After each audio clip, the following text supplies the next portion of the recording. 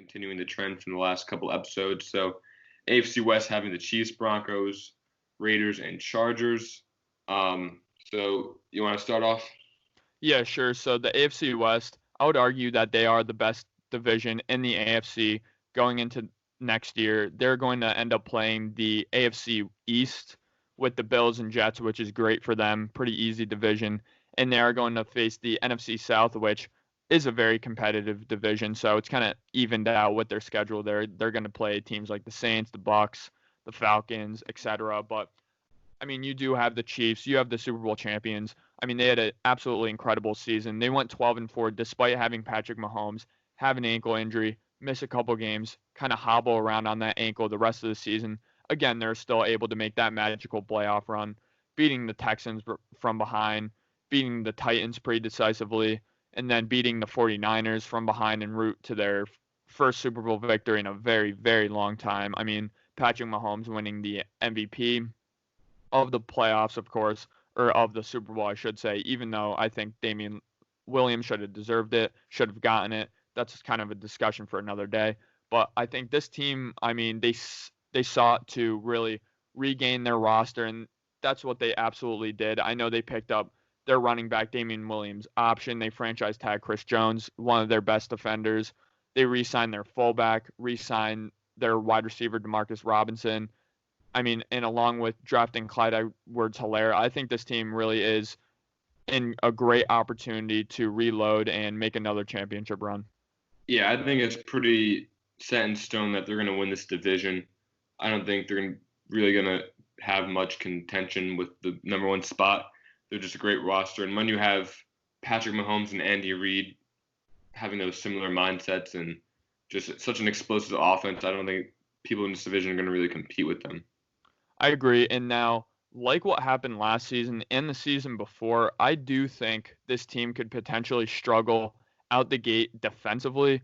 They did lose Kendall Fuller, Emmanuel Ogbah, Jordan Lucas, Reggie Ragland, some pretty good defensive players for them last year, some good pieces. So, again, I do think they could kind of struggle defensively to open the year, but I think they should have no problem with Patrick Mahomes kind of carrying at the beginning of the season their defense kind of slowly getting in rhythm to, again, repeat as divisional champions, like I think both of us expect them to do, and repeat with a really great playoff run and potentially a championship run as well. Yeah. I think moving on to the other teams, I think it's going to be an exciting battle between the Raiders and the Broncos. Both these teams had great off seasons and great drafts. Obviously, the Broncos adding Melvin Gordon at running back and then drafting Jerry Jeudy, KJ Hamler to really complement Courtland Sutton. I think this Broncos success really comes down to if Drew Lock is going to perform well or not. I know a lot of people question coming out of college if he was really a franchise quarterback, but I think the Broncos, John Elway always does a great job of reloading his teams. I think they're really setting up weapons around Drew Lock to have him perform at his highest ceiling that he can. And then looking at the Raiders, I mean, they drafted Henry Ruggs, which is a classic Raider move, and I really like Henry Ruggs because he's fast, he can catch the ball, he has great hands, he's very tough. They drafted Damon Arnett. They knew that was their guy at cornerback that they wanted, and they drafted Lynn Bowden out of Kentucky later in the draft in the third round, I believe, and he's kind of a Swiss Army knife, similar to Taysom Hill. And looking at their signings, they got Demarius Randall, Nelson Aguilar, Carl Nassib to really pair or add some depth with Max Crosby and Cleveland Farrell, and they added veteran leadership with Jason Witten. John Gruden's doing a really great job at adding kind of the players he wants on his team to really complement his offensive play style because he's one of the great offensive minds in the NFL. So I think these Bronco-Raiders matchups are going to be extremely important for who's going to come out in second place for this division. Yeah, you really hit it on the head with these two teams. I think it's hilarious going off of the point I was making earlier about the NBA. Recency bias in the NFL is absolutely a thing too. Everyone's looking at this Broncos team going into 2020. Wow, they had such a promising, great season last year. And then looking at the Raiders, oh my God, they had such an up and down, just such a bad season. And in reality, both teams won 7-9. So, I mean, really the main difference between the Broncos 7-9 and the Raiders 7-9 was that Joe Flacco really was slowing them down at the beginning of the season and middle of the season. When Drew Lock did step in the last, I believe, 6 games or so, they played absolutely fantastic. I think only losing one or two of those games. But the Broncos, I'm absolutely in love with their offseason. You said a player that I really am looking forward to seeing on the field in KJ Hamler. I know he did have some drop problems in college football last season, but he has absolutely blazing speed. I think it was a 4.27 unofficial time, so that's absolutely game-breaking speed. I mean, they did lose longtime cornerback Chris Harris Jr., who I think is such a great cornerback, more of a slot guy, and they did lose Derek Wolfe, but they traded for AJ Boye and traded for Darrell Casey for really 5 cents on the dollar. So I think those two guys that they got in replace of the two guys that they lost is really just great. I think they're going to be able to fit in and really see no regression on the defensive end because of those signings. Again, like you mentioned, they did have Melvin Gordon come through free agency. I know everybody loves Philip Lindsay, and Philip Lindsay is a great running back, but he's not a guy that I think you can give 25 carries to a game and really bruise between the tackles because he is a smaller guy. So I do think that Melvin Gordon signing was very good for them.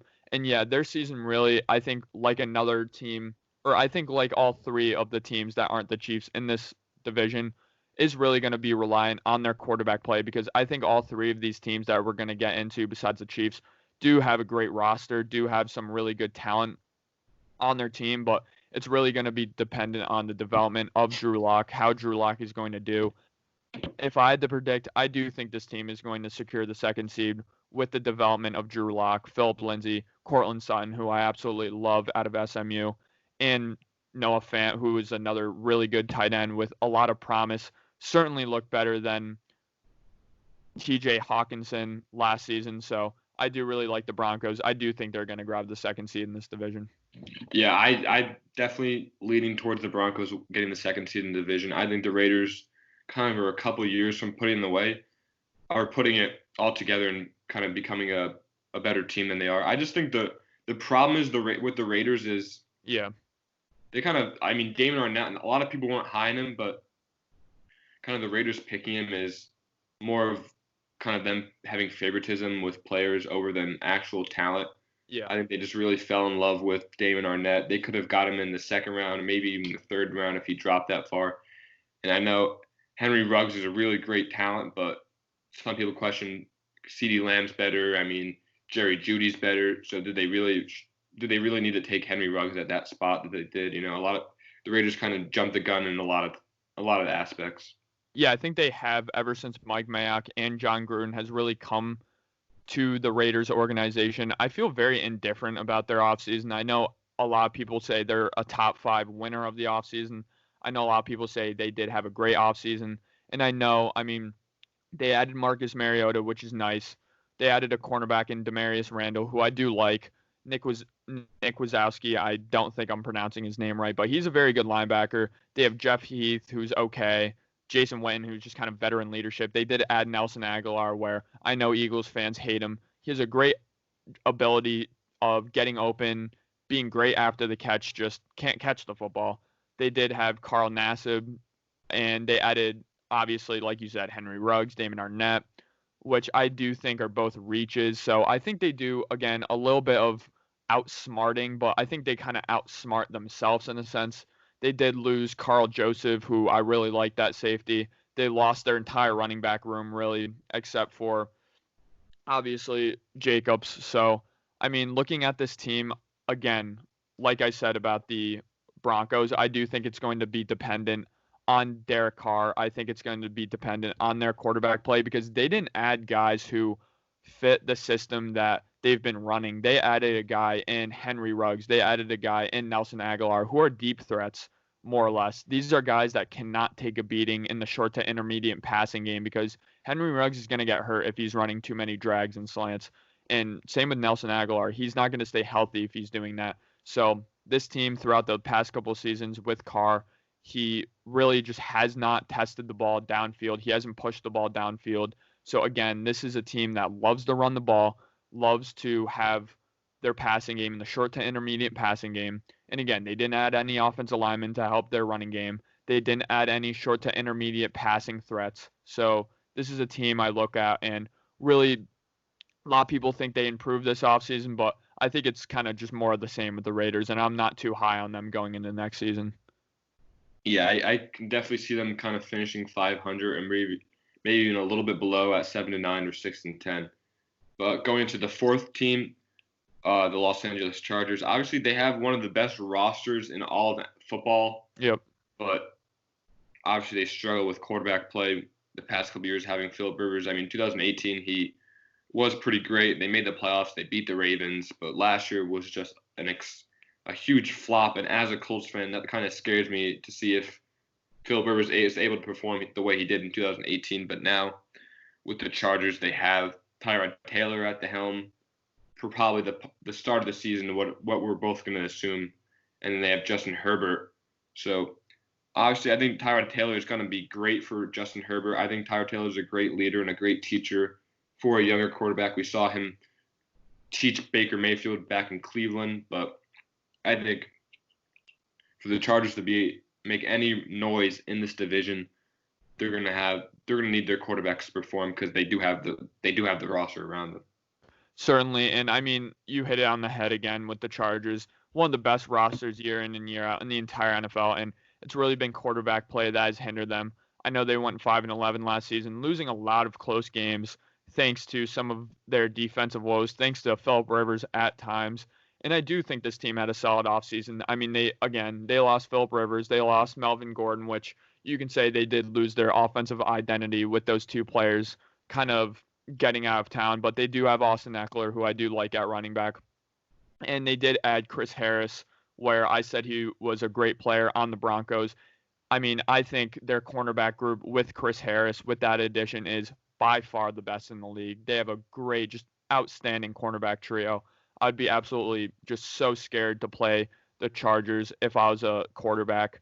They did add some offensive linemen. They added some defensive linemen. They added a linebacker. So they had a really good offseason. I mean, in the draft, they did add Justin Herbert, obviously, and Kenneth Murray, one of my favorite players in the draft. I think he's going to be able to come in right away for this defense and be kind of that linebacker that they've been missing because they have struggled in the run game a little bit. So, again, like you said, this season will completely depend upon the development of Justin Herbert and to see how Tyrod Taylor does play, their new starting quarterback. So I'm going to be really interested. People are saying that Tyrod Taylor could start for the next couple of seasons, and I just don't see that happening.